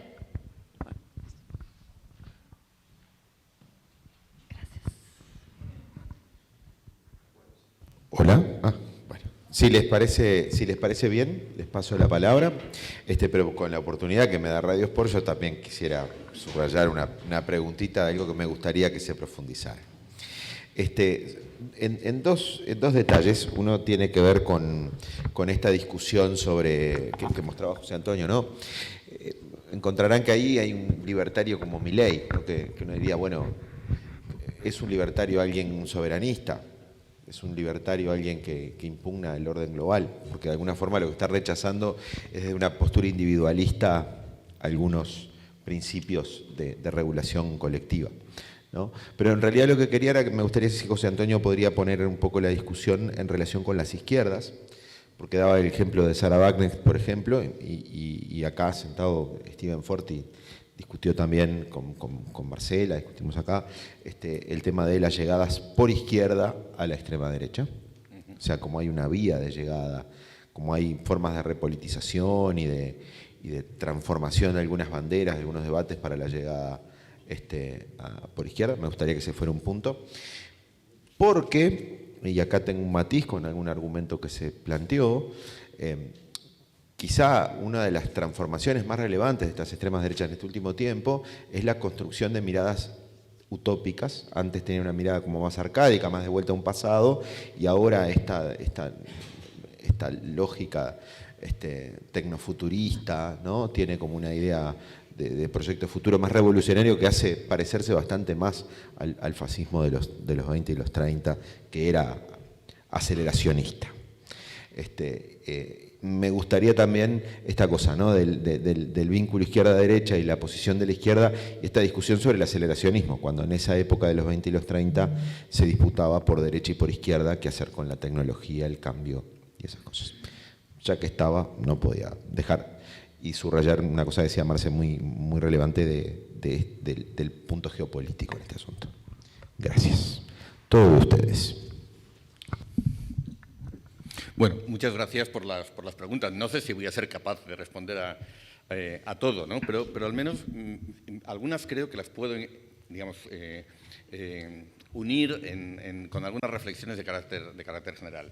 Miren, remontémonos también al marco político de lo que ha sido la globalización, a las teleologías liberales de progreso, ¿no? Y a esta idea de que a través de la expansión de la democracia liberal y el mercado se expresarían, ¿no?, una racionalidad superior, ¿no?, superado el comunismo, a través de la cual incluso la historia habría terminado, como diría Francis Fukuyama, en el sentido de que no habría, digamos, nada por detrás de esa racionalidad gobernando el sistema internacional en que combinaba, y este era un planteamiento, la combinación axiomática entre democracia liberal y liberalización del mercado.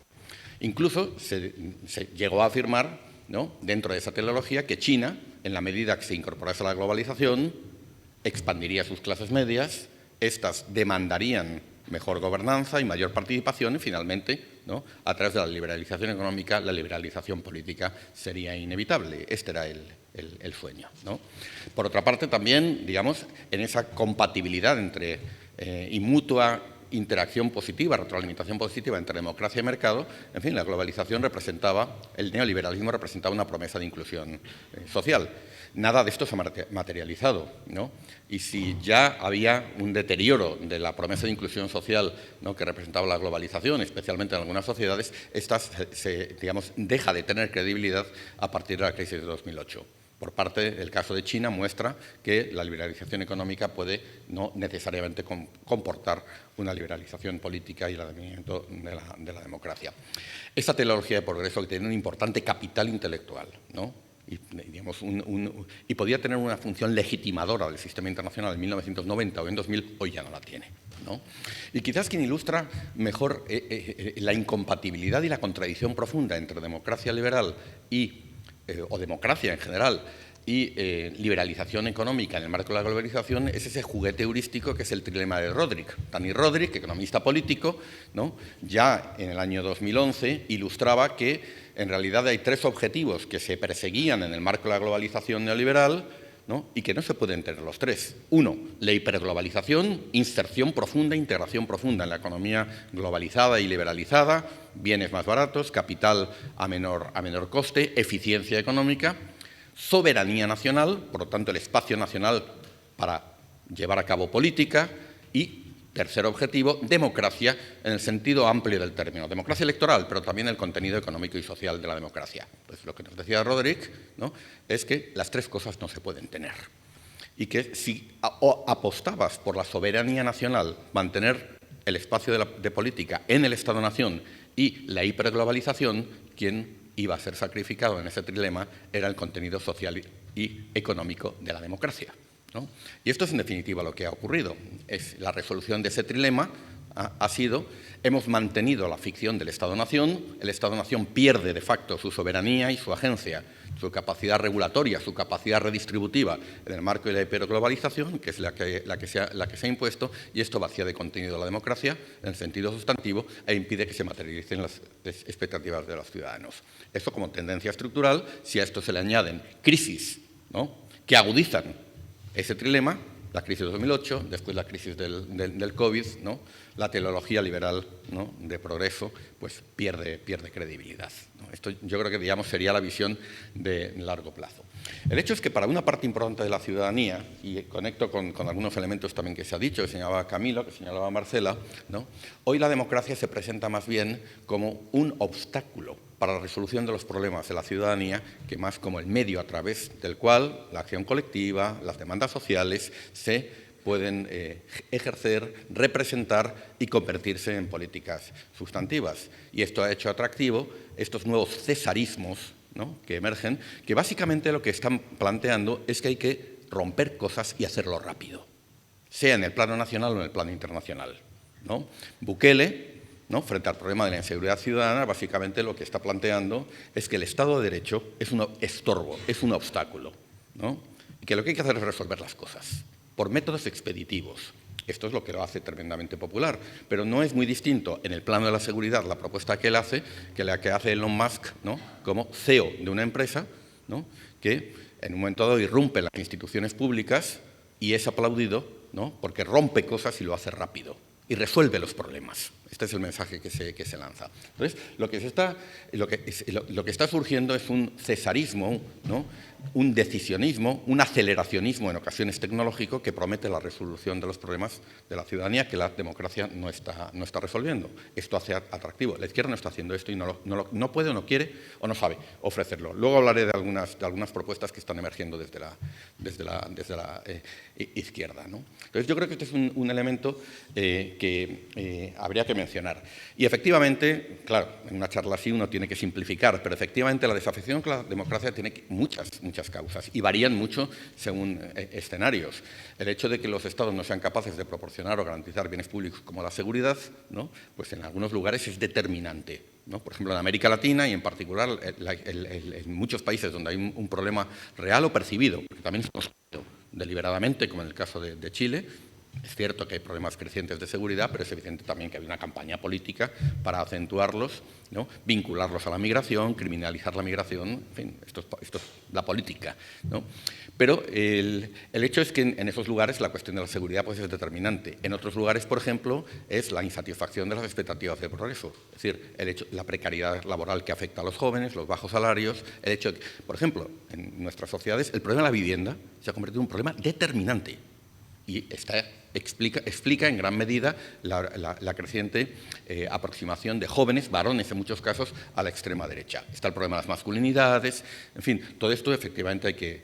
Una de las cuestiones importantes que se ha roto el ascensor social. El discurso meritocrático no tiene hoy ninguna credibilidad, ¿no? Y este es el elemento fundamental de un contrato social. Hace tolerables ciertas desigualdades si son atribuibles al mérito, no a la cuna, ¿no?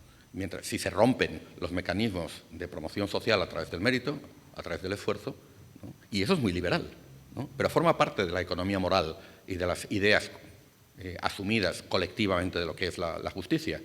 En muchos casos las sociedades están dispuestas a aceptar ciertos niveles de desigualdad siempre que estén justificadas, ¿no? Por ese tipo de razones, de mérito, de capacidad, etc. En otros, si no es así, ¿no? Pues obviamente causan problemas. Y el ascensor social está roto en muchas sociedades. En algunas nunca existió, ¿no?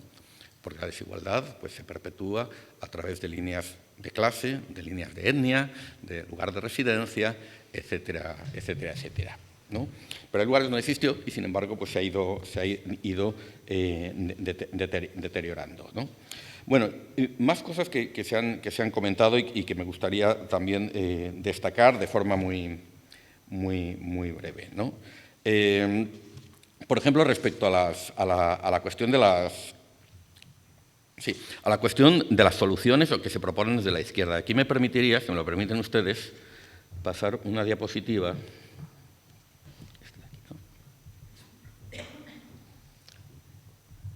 Miren, situémonos en el momento previo, en el momento en el que del primer Trump, ¿no? Las élites liberales, la derecha liberal conservadora, ya había tomado conciencia de que no se podía seguir sosteniendo con esos niveles de desigualdad y desafección ciudadana el relato de progreso del capitalismo. Y el discurso en Davos, antes de la aparición de Milley, era el de un capitalismo ilustrado que a través del incremento de la fiscalidad, que a través de medidas redistributivas tratara de incorporar a capas sociales desafectas a ese proyecto, ¿no? Entonces lo ilustro con algunos ejemplos, ¿no? de ese ámbito ideacional, ¿no? Ahí tiene una portada de Financial Times de hace algunos años, Capitalism, Time for a Reset. Hay que resetear el capitalismo. O sea, no se puede seguir sosteniendo así. En primera página y a página completa, ¿no? De una liberal, ¿no? La anterior rectora de Columbia, ¿no? Minouche Shafik, que después tuvo algunos problemas con la cuestión de Palestina en esa universidad, este libro, ¿qué nos debemos unos a los otros? Desde una perspectiva liberal, ¿no? Un planteamiento sobre la reconstrucción del contrato social y una cierta idea compartida de justicia. The Economist, ¿no? Periódico de la derecha liberal, semanario de la derecha liberal, de línea claramente liberal conservadora, ¿no? El verdadero progresismo, reivindicando una mano visible que redistribuyera, porque la mano oculta del mercado no está resolviendo el problema.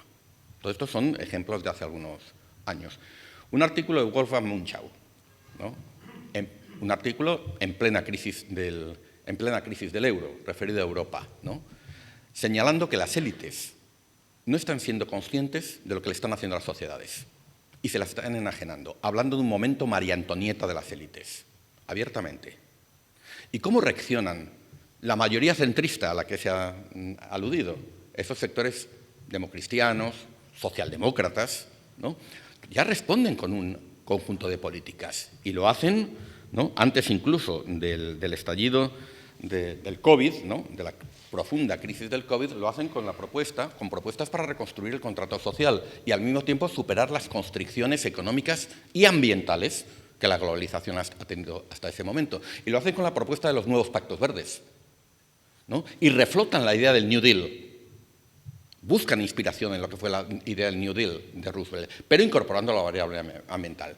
Entonces, una vez que se ha verificado, ¿no?, una crisis de un capitalismo y financiarizado con la crisis de 2008, la cuestión es, bueno, ¿cómo? Y aquí el planteamiento es también salvar el capitalismo, no es el socialismo. Es decir, ¿cómo logramos reconstruir el capitalismo de forma que vuelva a ser inclusivo, que vuelva a satisfacer esas expectativas, que lo haga mediante empleos con adecuada retribución, con estabilidad laboral? Bueno, la cuestión es que hay que reorientar el capital especulativo a la inversión productiva, ¿no? Y esto se hace, ¿cómo? Transformando la industria, transformando los sistemas energéticos, haciendo la transición verde.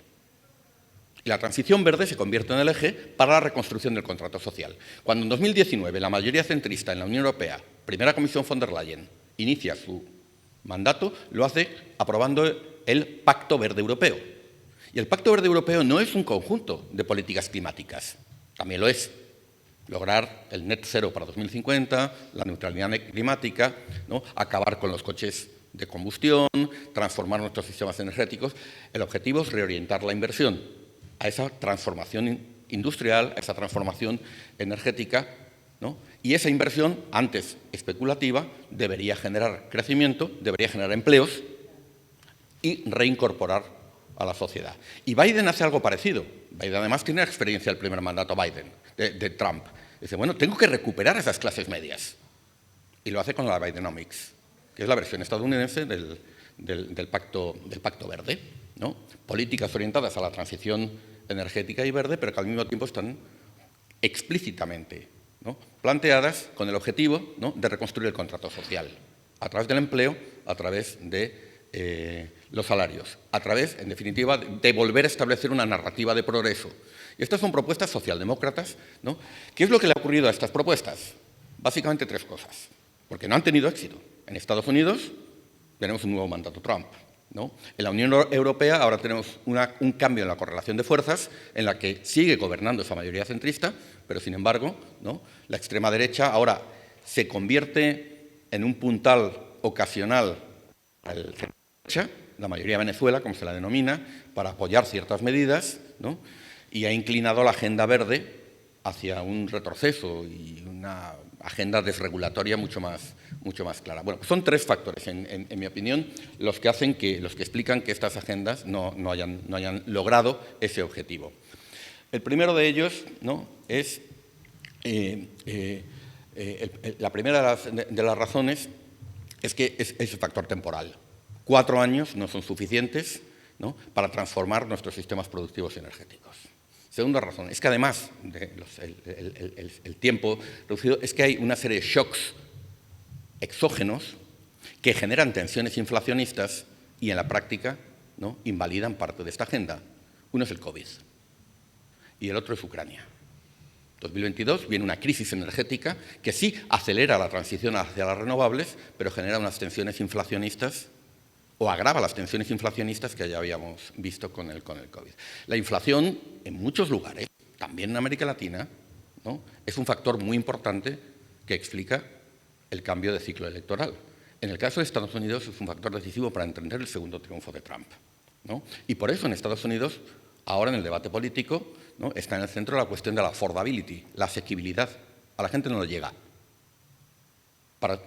no le llega a fin de mes, en definitiva, a las clases medias, ¿no? Es uno de los elementos, por ejemplo, que ha puesto sobre la mesa Zoran Mandami en Nueva York, ¿no?, la cuestión de la asequibilidad, ¿no? Hay cosas, las guarderías, la cesta de la compra, que ya no son asequibles, ¿no? Entonces hay que asegurar, Y esto tiene mucho que ver con el control de precios, pero también tiene que ver con la política de rentas y las políticas salariales. La cuestión de la vivienda, de nuevo, fundamental en muchos lugares.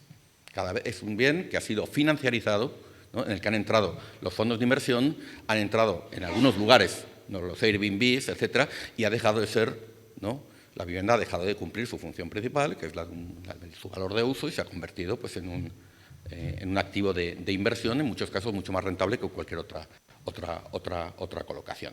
Bueno, y el tercer factor, y esto me parece que es el fundamental, una agenda de transformación como la que planteaban los pactos verdes o estos nuevos pactos sociales con transición verde no se puede hacer con el marco macrofinanciero que tenemos en este momento. O sea, esto lo hemos visto, por ejemplo, en el caso de la Unión Europea. Se ha planteado por la Unión Europea y es un trilema que también existe en América Latina. Se pretende, por una parte, hacer la transición verde y digital. Y eso requiere inversiones gigantescas, públicas y privadas, pero también públicas. Se quiere, además, asegurar la sostenibilidad de la deuda y los equilibrios fiscales, que no haya déficit o que el déficit esté en unos niveles aceptables, ¿no? Y, en tercer lugar, se pretende que eso se va a resolver nacionalmente y no en común. Por ejemplo, emitiendo deuda común. Pues las tres cosas no se pueden alcanzar, ¿no? Incluso en Estados Unidos, ¿no?, que es un actor de más envergadura y que tiene la FED con un mandato distinto que el Banco Central Europeo, es decir, que puede emitir dinero, en una medida que no lo hace el Banco Central Europeo, no se salió de un marco macrofinanciero basado básicamente, ¿no?, en la ortodoxia neoliberal. Y así no se hacen esas transformaciones. Y las izquierdas, al menos las izquierdas socialdemócratas, no han tenido la capacidad de entender o de traspasar esa línea roja. Hace falta un marco macrofinanciero distinto. Hace falta entender el crédito y la inversión pública de otra manera. Y hace falta una política monetaria distinta. Y esto no se ha querido asumir. Ahora, en el caso incluso de la Unión Europea, a esos tres objetivos se le añade un cuarto. Es que además queremos invertir en defensa, porque nos dan miedo los rusos. Pues mire usted, las cuentas no salen. Y si usted quiere invertir en defensa, entonces mantequilla a expensas de los cañones, ¿no? Y está otro de los problemas que ahora se le añade. Otra vez, ¿no? Bueno, quizás sobre estas ideas de todas formas se puede seguir trabajando y aprender de la experiencia, ¿no?, de algunas de estas experiencias que nos se han dado. América Latina hay un trilema muy parecido. Tiene unas constricciones fiscales, tiene deuda elevada porque salió del COVID con deuda mucho más elevada y además tiene que transformar sus sistemas económicos con inversión. Hay un déficit de inversión gigantesco en América Latina, en infraestructuras sociales, productivas. Pues ya me dirán ustedes, con el marco macrofinanciero que existe, ¿cómo se puede hacer eso? No se puede hacer con el actual marco macrofinanciero. Y esa es una constricción. También habla de esto el trilema de Roderick. Bueno, ¿por dónde van algunas ideas de la izquierda? Cito un libro que se publica a finales de 2025 y que abunda sobre esto, ¿no?, que es el libro de Ezra Klein y Derek Thompson, que es el libro que se titula Abundancia. Entonces, plantea algunas ideas interesantes. Se pregunta por la vivienda, por las infraestructuras, se pregunta por qué no somos, digamos, por el transporte público, y se pregunta, toman muchos ejemplos de Estados Unidos, un libro muy centrado en Estados Unidos, pero lo que el libro plantea es la necesidad de renovar el pensamiento liberal de la izquierda en relación a estas cuestiones. Y se pregunta, en relación al tema de la vivienda, ¿por qué la izquierda no es capaz de construir casas? Tenemos la capacidad tecnológica hoy de hacer casas sostenibles, con materiales prefabricados, bien diseñados. Tráiganse a un diseñador nórdico de IKEA, que les va a hacer unas casas preciosas, ¿no? De hacer casas a muy bajo coste, casas modernas, casas muy funcionales.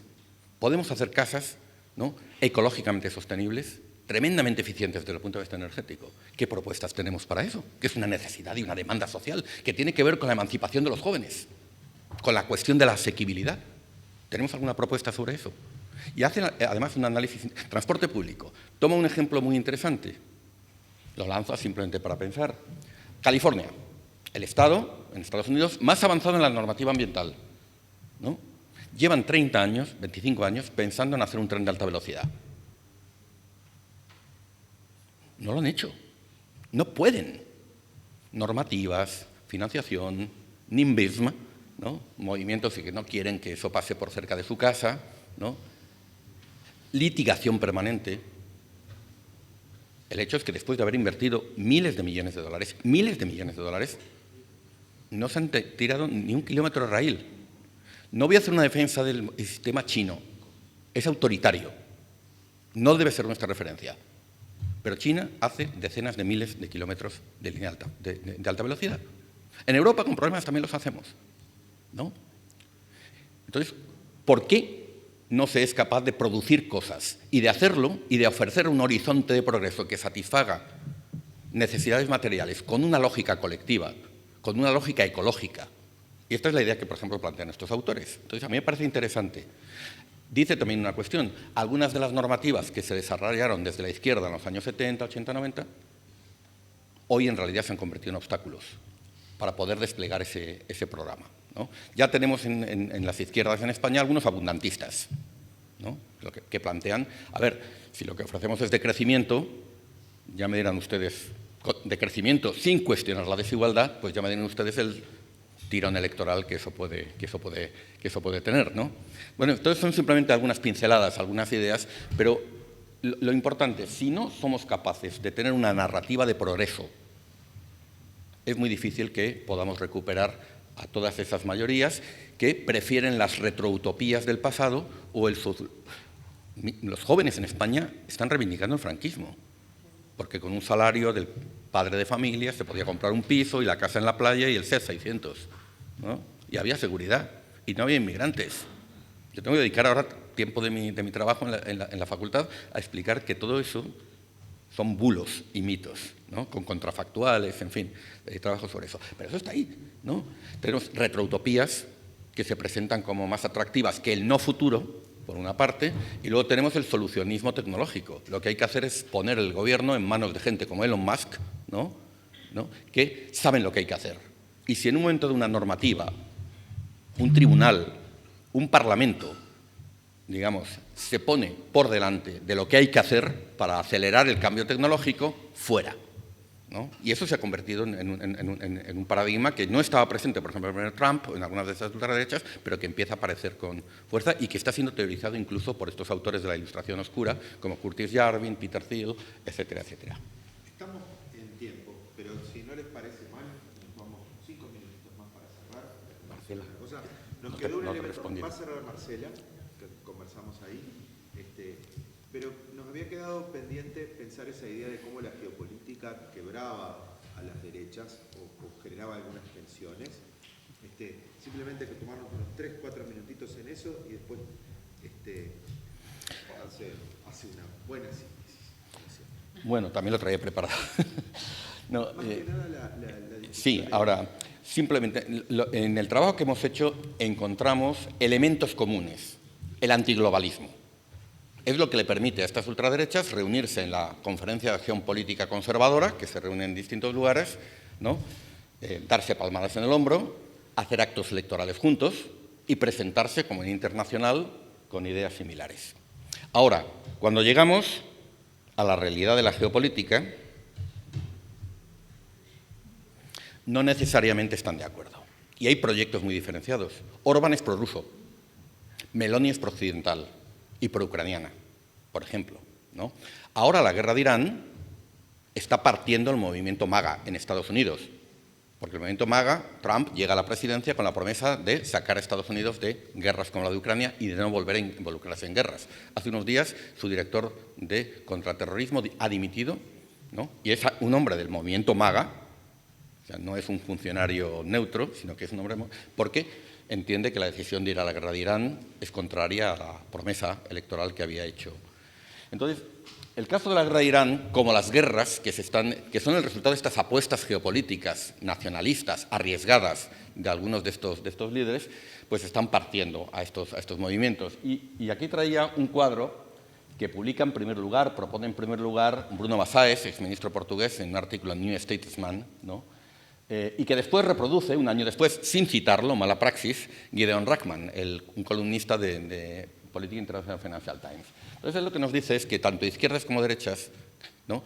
están viéndose partidas por los posicionamientos en torno a esas dos guerras, ¿no? podríamos añadir la guerra de Irán, bueno, prorrusos o contra Rusia, pro-Ucrania o contra Ucrania, pro-Palestina o contra Palestina, a favor de la causa palestina o a favor de las razones esgrimidas por Israel o en contra de ellas, ¿no? Y entonces simplemente cruza esos dos ejes, ¿no?, tomando ese clivaje coyuntural, y entonces lo que nos propone es una clasificación de los actores políticos de derecha, pero también de izquierda, que nos muestra pues, un escenario de fragmentación. Él habla de tribus geopolíticas, ¿no?, a partir de todos los conflictos. Y en particular donde dice, bueno, pues miren, hay quienes están a favor de la causa palestina, pero en contra de Estados Unidos, de Occidente, de la OTAN, los llama los antioccidentalistas, ¿no? Y bueno, pues ahí estaría Xi Jinping, por supuesto Petro, Lula, ¿no?, Cyril Ramaphosa, al que presento ahí digamos, reunido con Putin, ¿no? Están otro colectivo que serían los que llaman darwinistas o nihilistas, ¿no?, apoyan a Israel, pero no apoyan a Ucrania. Y eso es parte del Partido Republicano estadounidense, ¿no?, y una parte de Entonces, Marjorie Taylor Greene, que ha roto, por cierto, con Trump, ¿no?, se encuentra, por supuesto, Orbán, un hindutva, un Narendra Modi claramente pro-israelí, pero también prorruso, cercano a Rusia en el conflicto de Ucrania. Están los occidentalistas, a favor de Ucrania y a favor de Israel, ¿no?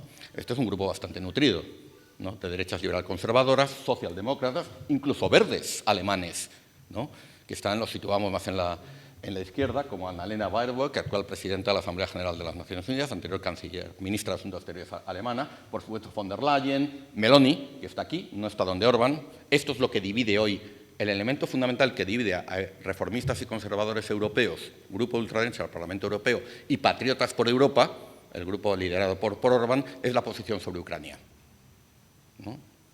Unos a favor de Ucrania, otros prorrusos, ¿no? El Patriotas por Europa, Orbán son claramente prorrusos, ¿no? Por supuesto, Kaja Kallas, Biden, Nikki Haley en Estados Unidos, el canciller Olaf Scholz, cuando argumentó que la seguridad de Israel era razón de Estado, ¿no?, de Estados Unidos, y luego los que se llaman universalistas, que están a favor de la causa palestina, ¿no?, y en contra de la agresión imperialista de Rusia sobre Ucrania, porque defienden los mismos principios de derecho internacional en todas partes, ¿no?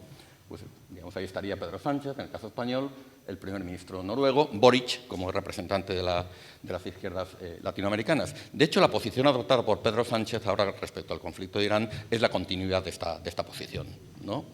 Cuestionamiento del régimen iraní, viola los derechos humanos, pero el ataque estadounidense es ilegal, ¿no? Ilegal y además peligroso, ¿no? Entonces, simplemente es una ilustración de lo que esto representa para las nuevas derechas, también otras fuerzas políticas.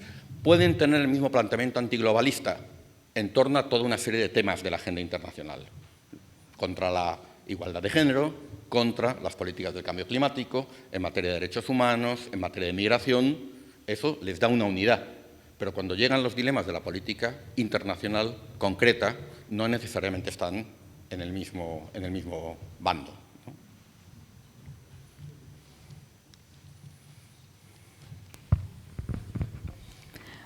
Bueno, imposible va a ser hacer una síntesis de lo que hemos conversado hoy.